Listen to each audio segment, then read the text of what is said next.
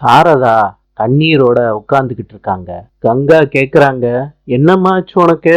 கங்கா, அந்த ஆளு கூட 30 வருஷமா எடுத்திருக்கேன்டி.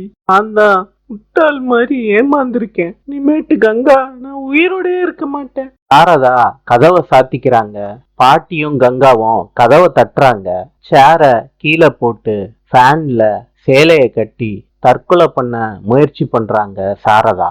கங்காவும் பாட்டியும் கண்ணீரோட கதவை தட்டிக்கிட்டு இருக்காங்க. நாளை சந்திப்போம்.